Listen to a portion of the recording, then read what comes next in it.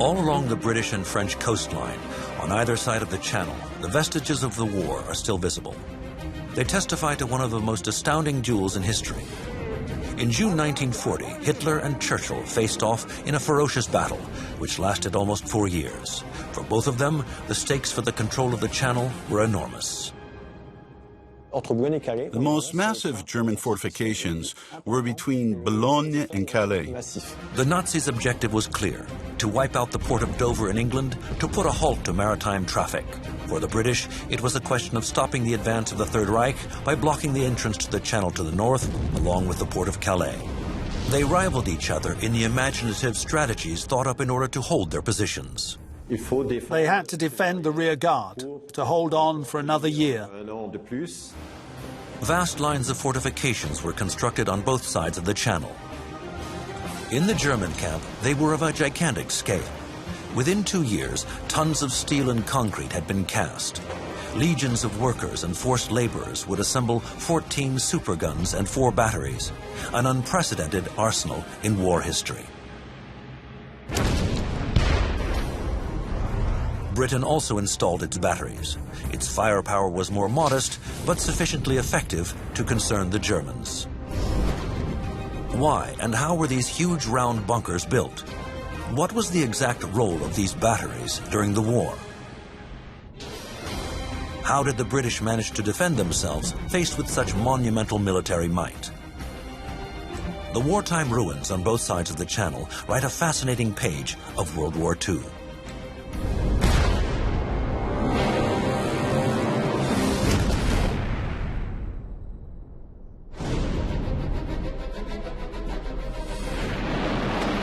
On May 10, 1940, German panzer divisions and artillery attacked France.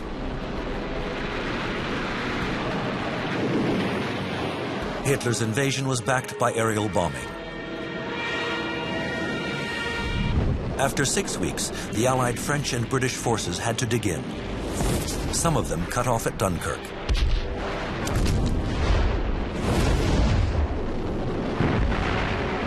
The blitzkrieg strategy imposed by Hitler on his chiefs of staff was frighteningly effective.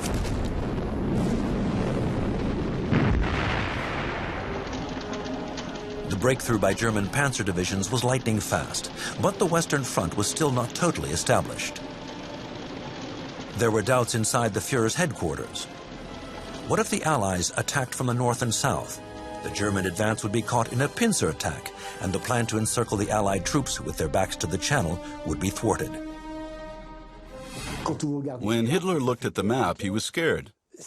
Sure, the French and British were still being trapped in Belgium, but the encircling wasn't complete, and there was still a good number of French reserves to the south. And a thin line led by Generals Guderian and Rommel in the race for the sea risked being split in half by French and British forces attacking from the north and French forces from the south.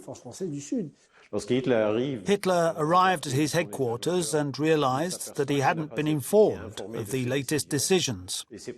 So he ordered the halt to all ongoing operations and a re-establishment of the previous situation.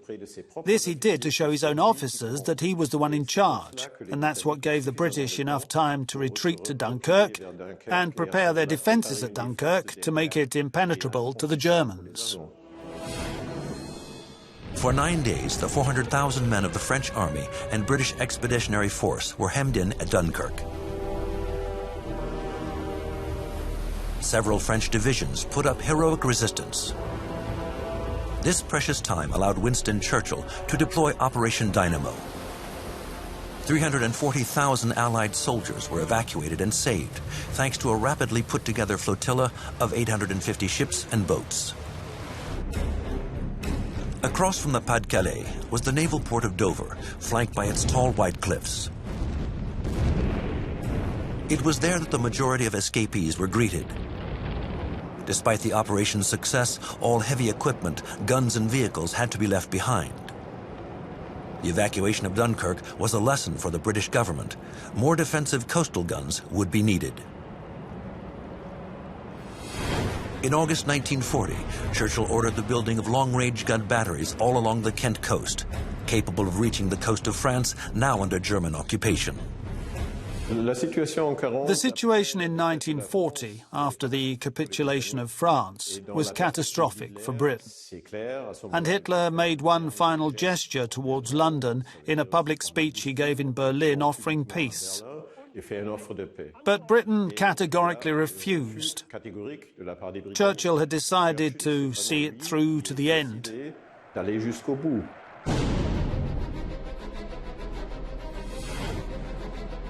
Britain refused to yield. The Nazis even began to see it as a serious threat.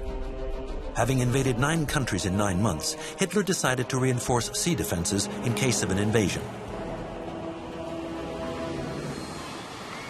The face-off between the two enemies, both more determined than ever, was about to begin. The protection of the Channel coastline needed to be both impenetrable and offensive. Hitler launched huge works to lock down this strategic zone. He ordered the installation of 4 batteries of superguns overlooking the Dover Strait. Positioned opposite the famous White Cliffs, the guns' range made them capable of reaching targets on the Kent coast just over 30 kilometers away, to riposte long-distance shelling from Britain. These batteries would be used for maritime surveillance and control of the strait. In June 1940, the German army was triumphant and reached the Cap Gris-Nez before the end of May. But finally, it was the Kriegsmarine, the Nazi Navy, which first decided to build defenses along the coast. They reasoned like seamen. They wanted control of the strait. Just a few days before the armistice with France was signed, the Kriegsmarine already knew where it would install its batteries. Between Calais and Boulogne-sur-Mer, Lindemann, Grosser-Kurfürst, Todt, and Friedrich August, 4 massive batteries were deployed along the coast.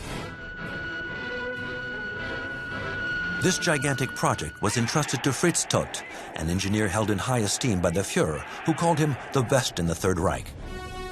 Fritz Todt had founded OT, Organisation Todt, which oversaw the Nazis' large public and military works. In 1940, he was also the Reich Minister for Armaments and Ammunition. For these batteries to be operational as quickly as possible, OT brought in tens of thousands of men, soldiers, and forced laborers. For 2 years, they would cast over 190,000 cubic meters of reinforced concrete and use 120,000 tons of iron and steel to construct the bunkers for the battery turrets. The whole region became a vast work site. Among the 4 batteries, Todt was one of the largest on the coast. Installed on a plateau 70 meters above sea level, its shells could easily reach Britain. The construction of a battery requires several steps. The first is pouring concrete into the reinforced foundations. On the first level, a steel rail delivered the shells for loading. In the center, a 400-ton turret armed with a 380-millimeter supergun. The laborers needed a giant crane to install the supergun on its plinth, with its 105-ton cannon and carriage. Assembled at the Krupp factory in the Ruhr, they were the largest naval guns ever to be used and were identical to those deployed on the battleship Bismarck.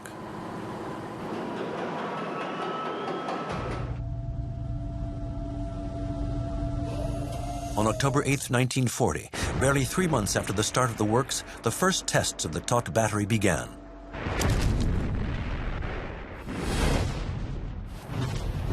But all 4 batteries were far from being completed. Organisation Todt still had to install 14 guns whose firepower would soon be the equivalent of 2 heavy battleships. With the artillery pieces installed, the rest of the construction had to be finished. A steel beam frame was put in place to support a 3.5-meter thick ceiling. This impressive bunker, a kind of reinforced concrete cathedral, was meant to protect the whole structure from aerial bombing. The work was carried out at a frenetic, sometimes violent pace. The 4 batteries were all operational by February 1942. It had taken 2 years and 29 concrete mixers to build bunkers impenetrable to enemy bombs. To dissimulate them and ward off British bombing raids, the Germans camouflaged them under nets and would even plant artificial forests around the bunkers. Close to the batteries, 400 soldiers lived in bunker-protected barrack houses equipped with a field hospital.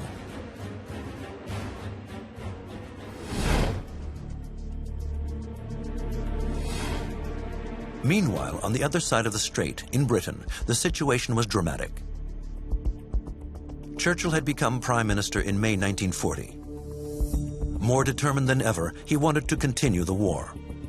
In this duel with Hitler, the port of Dover became immensely strategic, as this was the most likely location for a Nazi invasion. Defence of the coast prior to the Second World War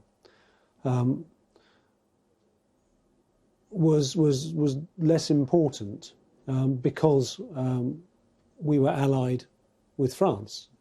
We weren't expecting to have an enemy on the coast opposite when it arrived. Even after the beginning of the war, we didn't expect the defeat of France, certainly with the rapidity that it occurred. There was an urgent need for a firepower that could control the strait. Churchill, a former war minister, knew all about long-range artillery. During a visit to the Dover cliff tops, he noted that there were no operational gun batteries. Time was of the essence because the Germans were making rapid progress with theirs across the channel. To riposte the German artillery, Churchill ordered the building of the first fixed batteries, WW2. By the summer of 1940, its first shells could bombard Calais.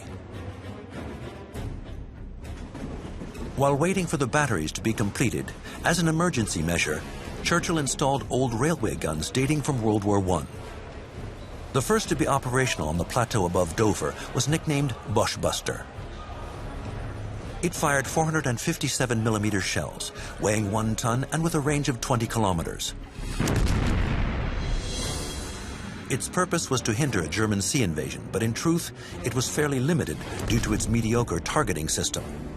The summer of 1940 in St. Margaret's at Cliff near Dover. It was here on farmland that the first 2 coastal gun batteries would be built. The British nicknamed them Winnie and Pooh. Churchill searched the United States to find a supplier for the barrels, but as America was still neutral, it was only producing a handful of guns for its own navy. It was in the reserves of the battleship HMS King George V, which contained several artillery pieces, that he found the solution to equip his batteries. The armaments engineers at Vickers immediately got down to work. The guns that were found were, for the most part, just barrels, and they needed mountings making for them. So that was a critical engineering problem that we were presented with. So we went to places like the Elsick Works and Vickers and asked them to make mountings. And for the most part, these were adapted railway mountings. The military and the Vickers engineers achieved a technological feat. In less than 3 months, the battery Winnie was operational. But the barrel was fragile and had to be changed every 50 shots. Soon, the decision was taken to install new, even more powerful Vickers guns. From the south of St. Margaret's on the Dover Plateau, they would fire 381mm shells from turrets. 2 new superguns named Jane and Clem would join them. They would be able to fire at German warships with increased precision and reach the port of Calais 35 kilometers away. But it wasn't until 1942 that the 2 new guns were fully operational. In 2 years, the British installed a total of 4 superguns on the Dover Plateau, built to the same principle. But over in France, the Germans, with 14 superguns in action, had firepower and accuracy far superior to that of the British.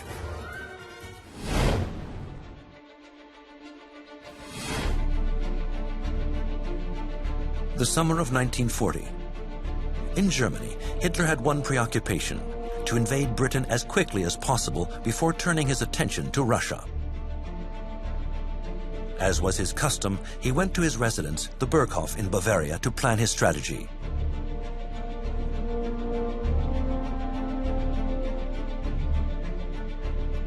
He summoned Field Marshal Goering, commander of the Luftwaffe, who reassured the Führer. The Nazi Air Force had 1,000 fighter planes, more than the British. Hitler became convinced he could dominate the airspace above the Dover Strait. He could launch his operation. A few days later, the Battle of Britain began. The Nazi codenamed their massive invasion Operation Sea Lion. For it, Hitler needed his defenses to be in complete control of the French coast. But during the summer of 1940, his supergun batteries were still not operational. So between Calais and Boulogne, the Fuhrer would install urgently 6 new K5 guns on modern rail track.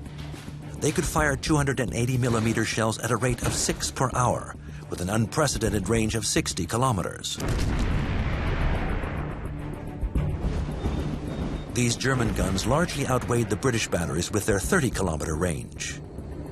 For the Nazis, the K5s held every advantage. They could be deployed very quickly and easily reach the strait and the coastal defenses of Kent.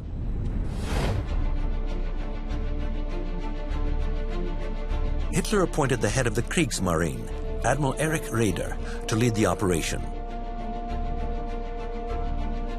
To reach Britain, he would need landing craft to transport 100,000 men and 3 tank divisions.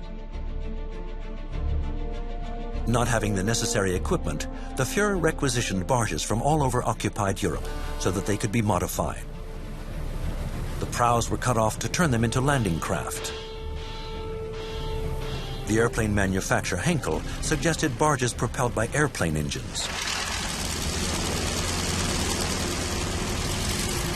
To counter the formidable Royal Air Force, the Nazis designed barges armed with anti-aircraft batteries, as well as assault craft fitted with anti-aircraft guns. Floating platforms were built to transport the infantry. All kinds of vehicles would be able to land. Finally, among the many other prototypes was this strange boat capable of transporting a tankette equipped with an anti-tank gun. With such craft and material, the landing would have to be carried out in calm weather. While Operation Sea Lion was in full preparation, Hitler ordered Goering to launch an aerial attack. It was to provide support for the sea offensive. Thus began the Battle of Britain. For a month, until September 7th, the Luftwaffe and the Royal Air Force fought a ferocious battle in the skies above the Channel and the coasts of Kent. 2,500 German pilots would lose their lives, and 2,600 planes would be shot down. The Royal Air Force, along with its Allied backup pilots, would lose only 417 men. Churchill, in total admiration, declared, "Never in the field of human conflict was so much owed by so many to so few." Despite the support of all the German cross-channel batteries which fired without interruption on the Kent coast, the Spitfires won the Battle of the Skies. The battle above the strait revealed Britain's aerial superiority. Hitler wasn't in control of the skies. What's more, the Kriegsmarine had just been defeated in Norway. Admiral Raeder advised Hitler not to continue with Operation Sea Lion. With fall approaching, there would be violent storms in the Channel. So the operation was postponed. Hitler realized that his enemies, Winston Churchill and the people of Britain, were tougher than he thought, and that they would fight until the end. This first failure wasn't too serious. Okay, we won't invade Britain. We'll turn to our main objective. So he ordered the halt of Operation Sea Lion. Our main objective is to attack the Soviet Union. So in December 1940, Operation Barbarossa was planned and finalized and deployed 6 months later.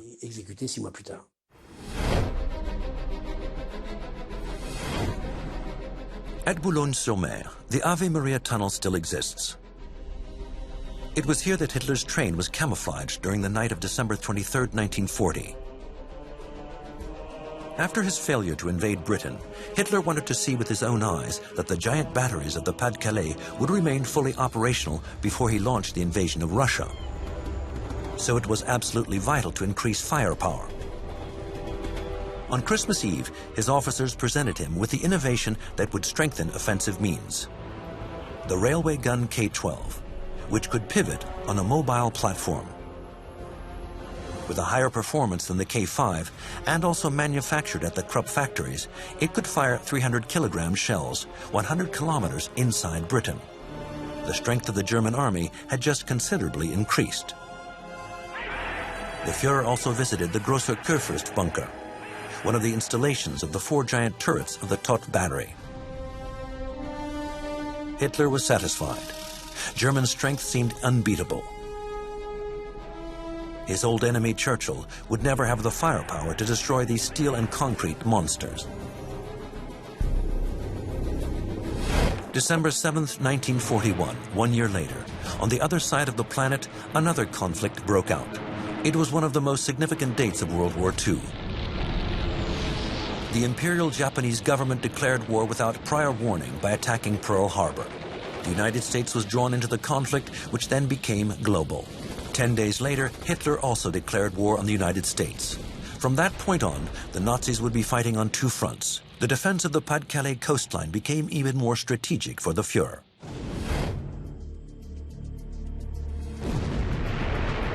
In September 1941, the 4 cross-channel batteries were finally operational. Their 14 superguns regularly bombarded the British coasts and the Dover Strait. Each battery functioned to the same principle, with 50 men from the Kriegsmarine crew manning each turret at the same rhythm as on a battleship. Just like on a battleship. Moreover, the artillery was of naval origin, having been borrowed from equipment due to be installed on battleships, but adapted for use on dry land. So they worked at the same rhythm as on a battleship, a concrete battleship. A German cross-channel battery had 3 distinct parts. The basement of the bunker contained the electric generator, air filters, and living quarters for 50 men. At ground level were the ammunition magazines, which could hold 100 shells, and the explosive charges which allowed the superguns to be loaded every 5 minutes. And finally, on top of the immense circular bunker was the 400-ton turret and the 380mm supergun, which could fire 3 shells of differing power. To load the 2 magazines with shells from the outside, the men used a monorail hoist on the ceiling. One magazine for the shells and the other for the charges. You can see 2 openings here. When it was time to fire, they needed to be loaded. They fetched the type of shell chosen by the officer in charge, and the hoist brought it just before the window. It was still closed off. There was kind of an airlock between the magazines and the bunker. They opened the airlock, loaded the shells, and charged onto small wagons, which were pushed along a Decauville track. They arrived at the back of the turret and unloaded the shell one side, the charge to the other at the bottom of the hoist, which then raised the ensemble into the firing cell under the turret. Then the shell and charge had to be placed in the right direction. In all, the 4 superguns of the Todt battery fired 495 shells in 4 years of war. Depending on targets, it amounted to between 1 shell in a month to 16 in a day, depending on reprisals for bombardments from Dover. Fritz Todt, the father of these batteries, achieved the feat, in under 2 years, of building these monumental bunkers all along the northern and Atlantic coasts in France. But on February 8, 1942, he died in a plane crash, the causes of which remain mysterious. On February 10, 1942, at Cap Gris-Nez, the Fuhrer decided to name one of the Pas-de-Calais batteries after him. From then on, these 4 turrets would be known as Todt.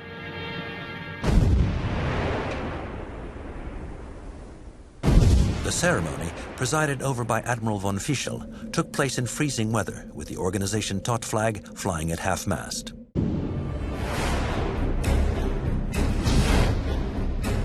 The very next day, the Dover Strait was once again the theater of a new perilous military episode for Hitler. A heavy cruiser and 2 battle cruisers were blockaded by the British in Brest Harbor and were open to attack. Hitler needed these ships because he feared an invasion in Norway. On February 11, 1942, the Fuhrer ordered the 2 vessels back to Norway via the Dover Strait. They were escorted and protected by strong air cover by the Luftwaffe. This was Operation Cerberus, known as the Channel Dash. The three ships sailed full steam ahead along the French coasts under protection from the 27 Nazi supergun batteries. The British, after a series of mistakes and the jamming of their radars, raised the alarm, but too late. Long-range artillery, as a result, was told to hold off because our own troops were engaged, our own units were already engaged, and the risk was that we would hit our own vessels and aircraft. Shelling from Winnie and Poo were ineffective. There was a difficulty using Winnie and Poo against moving targets. They are by their very nature, they weren't able to traverse easily, and their rate of fire was very slow. So to engage naval targets that were moving across them was really quite difficult. The guns were only released to fire as the targets were moving out of range. The convoy was already in the North Sea when the 38,000-ton battlecruiser Scharnhorst hit two mines. It was immobilized for 3 months in the German port of Wilhelmshaven. The two others were unscathed. From then on, Hitler had no more heavy cruisers in the North Atlantic. Today, what remains of the gigantic cross-channel batteries constructed by the Germans? Only the turrets of the Todt bunkers are still present on the Cap Gris-Nez plateau. In 1945, the Nazis withdrew, leaving the armaments intact. The French wanted to exchange the 380mm superguns with the Norwegians for the artillery pieces of the French battleship Jean Bart, which were in their hands. But the operation failed. The turrets and the remaining pieces of artillery were cut up and condemned as scrap metal. Restorer Claude Davies, an amateur historian of the fortifications, bought one of the Todt batteries in the 1970s and turned it into a museum. The three other bunkers were demolished or abandoned. It's one of the few testaments of this page in history still visible on the Pas-de-Calais coast. About 2 kilometers away from the Todt battery, constructed on the Cap Gris-Nez, stood the Grosser Kurfürst battery, armed with 4 280mm superguns. The shells were brought in on rails and were loaded into the guns at a fast pace. With their powerful electric motors, the turrets could turn 360 degrees. This was the only one built to this design. This is where the Grosser Kurfürst was. All the bunkers here were built on farmland, including the Todt battery. The Germans needed to camouflage their concrete fortresses, so they went looking for tall trees in the forests of Boulogne and Eperlec near Saint-Omer and dug them up with huge mounds of earth to replant them. So this is an artificial forest. The Cap Gris-Nez plateau is the closest point to Britain. At just 30 kilometers away, it was the most strategic position. 2 of the 4 giant batteries were located here, and during the war and after the Normandy landings, countless bombardments turned the fields into a lunar landscape. At Cap Gris-Nez, close to the fortifications built by the Nazis, were the radars which transmitted target coordinates to the turrets. The radar tower for the Grosser Kurfürst battery, installed about a kilometer from the 4 turrets, had miraculously survived. Today, the tower houses a sea lane control radar. During the war, officers identified targets and calculated their coordinates, which were passed on to the gunner officers. Upstream was what was called the target acquisition column, but it was the chief gunner officer who chose one target over another because he understood the potential value of a target, and he had 2-second assistance. Information was electrically transmitted to the telemetric tower just above. Imagine a large helmet 5 meters wide with a telemeter. Inside were 5 men who measured the precise distance telemetrically. The result was an on-site calculation, the type of charge that would be needed and the type of shell, which was the most important. Everything depended on speed. Once the bunkers were ready, the gunner officer decided which one would fire. To be able to fire at 360 degrees, the Grosser Kurfürst battery had no bunker. It could shoot its shells up to 39 kilometers.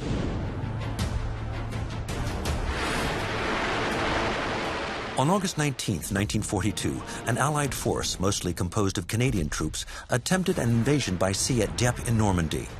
It was weakly defended, as no German batteries could reach the zone. 8,000 men and a few tanks landed on the pebble beach, with cover from a handful of escort fighters. But the Allies were met with fierce German defense, which crushed the Anglo-Canadian troops.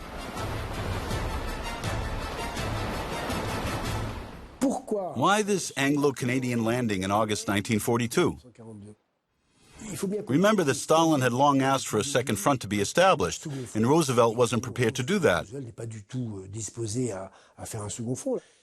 There was also the idea of doing a test run, testing the defenses of the Channel and the Atlantic coasts, of attacking a port as ports were the most fortified places. It was a disaster. Montgomery said, "We learned a lot from Dieppe." But he later added, "But we paid dearly for it." Many died, mostly Canadians. But they learned that you mustn't attack ports, but beaches. The Germans were caught by surprise at Dieppe, and an operation on the coast showed the vulnerability of the German rearguard. Hitler now expected further invasion attempts. The Western Front was vulnerable and in need of urgent reinforcement. So the Fuhrer ordered the construction of a defense wall to ward off any invasion by sea. This 5,000-kilometer wall was meant to stretch from Norway to the Pyrenees. It would be known as the Atlantic Wall. 15,000 new bunkers were built. Once again, construction sites sprang up all along the Pas-de-Calais coastline. A total of 13 million cubic meters of concrete were cast in order to build the wall. In November 1943, considering the scale of the works, the Fuhrer appointed Field Marshal Erwin Rommel to inspect the fortifications. Rommel ordered the strengthening of defenses and imposed strict discipline so as to make the coasts a genuine fortress. In late 1941, a word was used by Hitler for the first time in a speech that was to become very important: Atlantic Wall. To build it, various defensive structures were installed along the French coast, notably between Boulogne and Calais. These defensive points, known as fulcrums, there were light fulcrums and heavy fulcrums, were secured by barbed wire and anti-tank ditches. The fortified Atlantic Wall between Gascony and Norway was 40% complete by the end of the wall, except between Boulogne and Calais, where it was 70%. So the stretch between Boulogne and Calais was the most massively fortified part of the wall. In the Pas-de-Calais, the Luftwaffe was deployed to back up the Atlantic Wall. Over 200 fighters were spread over airfields near the coast. 80 radars of all types kept a constant lookout and provided targeting assistance for the gun batteries. Boulogne-sur-Mer, August 1942. Hitler ordered that all strategic ports between the North Sea and the Dover Strait should be turned into fortresses. The ports needed to be defended seawards and against any attack coming from inland. The Germans installed modern armaments inside already existing 19th century forts, which flanked Boulogne to the south, at Cap d'Alprèche to the north, at Fort de la Crèche. To the rear, over a radius of 30 kilometers, a large belt of air and artillery defenses were installed. The fortress port of Boulogne was placed under the command of General Ferdinand Heim. Long left abandoned, a handful of enthusiasts decided to restore Fort de la Crèche to the north of Boulogne.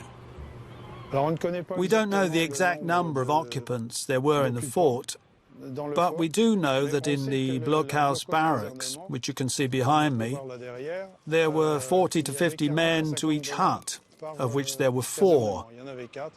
So between 160 to 200 men. The typical German bunker was built with sawtooth walls to limit damage from shelling. When a shell hits concrete, it creates a lot of shrapnel. So all ceilings, as you can see at the Tot battery, were coated in steel. The steel absorbed the impact and avoided the creation of concrete shrapnel. Due to its strategic position as the western entry to the Dover Strait, Boulogne was an important E-boat port. These German motor torpedo boats hunted British ships in the channel at speeds of over 70 kilometers per hour. This fleet of fast attack craft completed the Nazi defense system in the channel.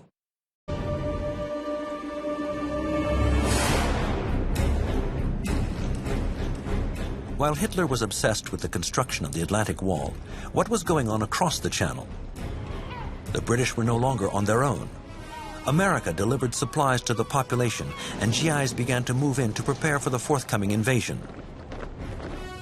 Churchill was at the height of his popularity and was fighting on all fronts. At Dover, though, the situation was tense. The local population was regularly bombarded by Nazi batteries. There were over 3,500 impacts. How bad it was in Dover, and it got so bad at one stage, any time the British guns fired at France, the Germans would fire back at Britain, at Dover.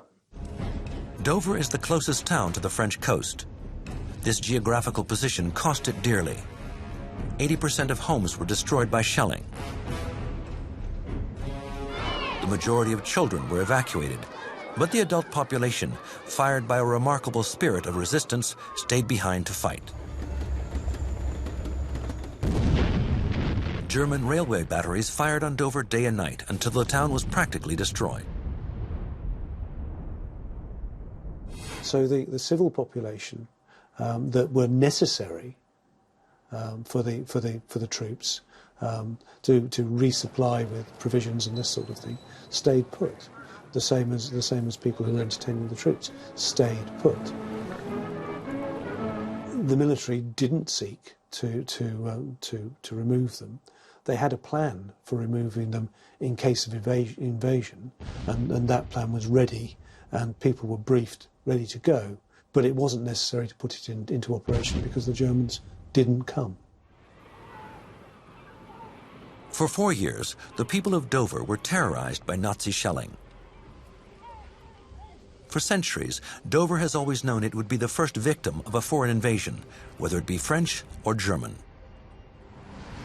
To protect troops and local people, dozens of underground shelters were dug out of the chalky rock. Behind this hardware store, for example, we discovered a totally unexpected world.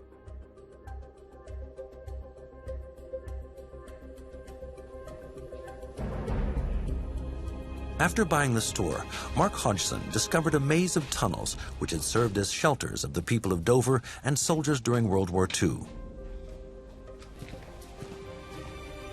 Over 4 years, thousands of inhabitants and soldiers took refuge in these underground galleries equipped with kitchens and latrines. Only 500 people were killed in Dover. The 800-kilo shells fired by the Nazi batteries never managed to pierce the 50 meters of rock which protected the maze of tunnels.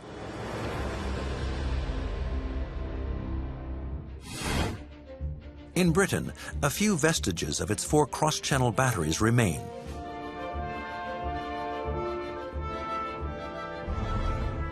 On the plateau close to the village of St. Margaret's at Cliff, we discover several buildings that testify to the activity of the supergun Clem. Not far away stand the ruins of the installation of the supergun Jane. The building which housed the electricity generator has been taken over by nature.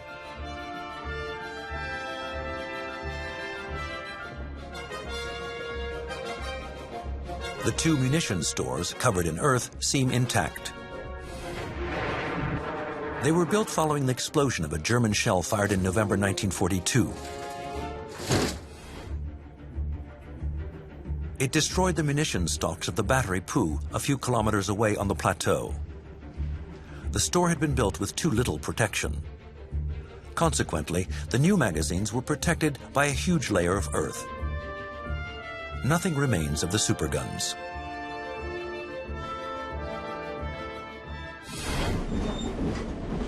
In early 1944, in the Pas-de-Calais, the Germans assembled 10 divisions, numbering about 300,000 men. The Führer feared an invasion along the Pas-de-Calais coast. At the time, Hitler's strategic decisions on all fronts were disastrous. Sick, showing symptoms of Parkinson's disease, and on heavy medication, the Führer refused to listen to the recommendations of Field Marshal Rommel, who believed the invasion would take place in Normandy, the weakest link in the chain of Nazi fortifications along the French coastline. On June 6, 1944, at dawn, the Allies landed in Normandy. Operation Overlord was underway. The Atlantic Wall failed to resist. Rommel hadn't had time to fully fortify the Normandy coast. In early September 1944, Field Marshal Montgomery ordered the Canadian divisions to liberate the ports of Boulogne and Calais. To silence the German superguns, the Royal Air Force carried out intensive bombing. The guns of the Lindemann battery, close to Calais, were the main target, as they were the most dangerous for Dover. 5,600 bombs rained onto the battery as it continued to fire and empty its stock of shells on Kent.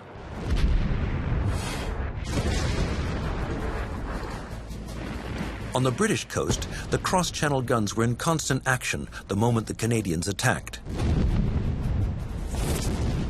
The port of Calais was 80% destroyed. After a first failed attack, the Canadians finally cut off the 4 turrets of the Lindemann battery for a week. The crew of the Tott battery had already surrendered. The commander of the Lindemann battery finally raised the white flag. The Nazis left everything behind. None of the guns had been sabotaged. Just one barrel was damaged due to an accident while firing. It's not possible to predict whether the cross-channel gunnery of the Dover guns shortened the war. They certainly helped with the attacks on Calais and Boulogne, in that they were involved in fire support on the German gun batteries. So yes, they did play an important part. In the fight for control of the Channel, Winston Churchill came out as the victor of this epic duel. In 1945, Britain was bled dry but triumphant. The coasts of the Pas-de-Calais remain marked with the scars of war, as the hundreds of bomb craters around the ruins of the gun batteries testify. From Boulogne to Calais, this gutted, concreted landscape commemorates this terrible duel. But it also bears witness to Hitler's madness and his dream of using the most diabolical means to impose his dominance over Europe. Today, the Channel is calm again. But on both sides, no one will ever forget that intense fight for freedom.